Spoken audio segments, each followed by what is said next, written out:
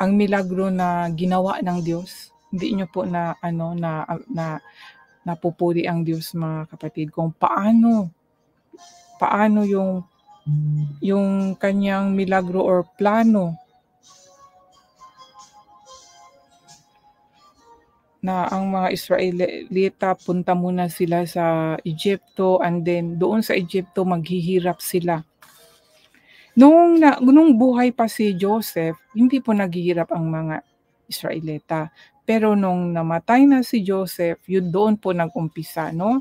Nag-change na kasi hindi naman sila Egypto, kaya ginawa silang alipin. At sa pamagitan ng yun nga naghihirap sila, wala na silang pera, tapos siyempre wala na silang pambili ng pagkain. So ibinenta nila ang kanilang mga ari-arian hanggang sa nawala na rin lahat. Kaya naging alipin sila. Doon po nag-umpisa ang kanilang pagkaalipin. And then nung nag-alipin na sila, doon na natin din makita kung gaano kapangyarihan ang Diyos sa pamagitan din ng pag-alis ng mga Israelita sa Egypto, doon yung mga himala nga na ating nababasa. Yung binasa ko po kung paano po. At isa na po rin itong tubig na sinabi, kunin mo ang iyong baston na inihampas mo sa ilog ng Nilo at pangungunahan mo ang mga tao kasama ng ibang mga tagapamahala ng Israel. Hihintayin kita roon sa may bato sa Horeb. Hihintayin kita roon. So, nandoon na ang Panginoon. Sabi niya, hintayin kita. Sinabi niya kay Moises, hihintayin kita roon. Kapag naroon ka na, paluin mo ang bato at lalabas ang tubig na iinumin ng bato. Di ba nakaka-amaze, mga kaibigan? Before we go, kaya nga sabi, may mababasa tayo before we go to the place na ating pupuntahan, ay nandoon na ang Diyos naghintay sa atin. Di ba? Sinabi dito, hihintayin kita roon. Sabi niya, kunin mo ang iyong baston. Sabi ng Panginoon po ito, no? Sumagot ang Panginoon kay Moises, kunin mo ang iyong baston na inihampas mo sa ilog ng Nilo at pangungunahan mo ang mga tao kasama ng ibang mga tagapamahala ng Israel. Hihintayin kita roon sa may bato sa Horeb. Kapag naroon ka na, papaluin mo ang bato at lalabas ang tubig na iinumin ng mga tao. Imagine, God already there kahit sa atin din, mga kapatid. Ang Diyos nandoon na siya. Kung sa bagay, ang Diyos ay kahit saan naman siya Kung saan tayo, nandoon din ang Diyos. Lalo na kung tayo ay iniisip natin talaga ang Diyos, lagi natin yan siyang kasama. 'Di ba?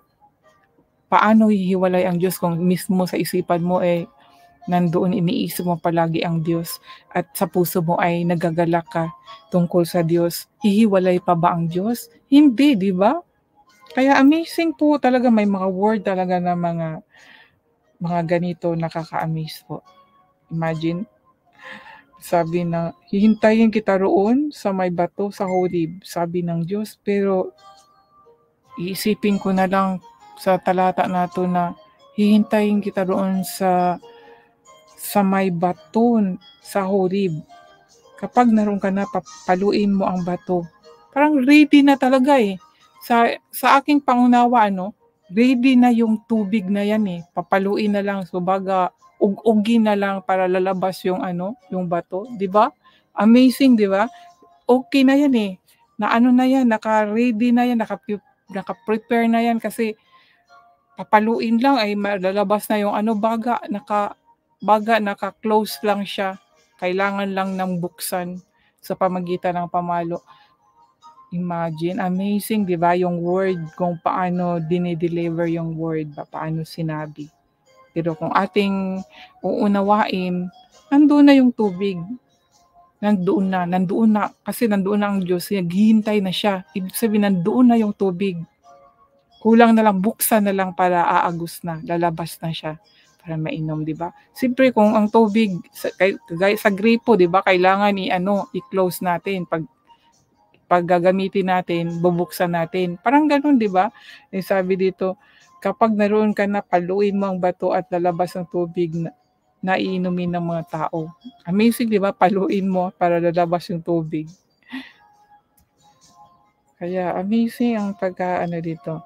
And then sabi dito, kaya ginawa ito ni Moises sa harap ng mga tagapamahala ng Israel.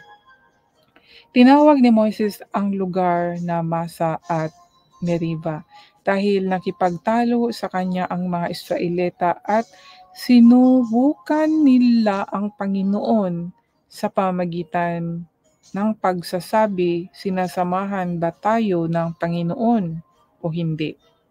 Sabi. So, nagda-doubt sila, nagdududa. Nang naroon pa ang mga Israelita sa Rephidim, sinalakay sila ng mga Amalekita, Amalekita, sorry.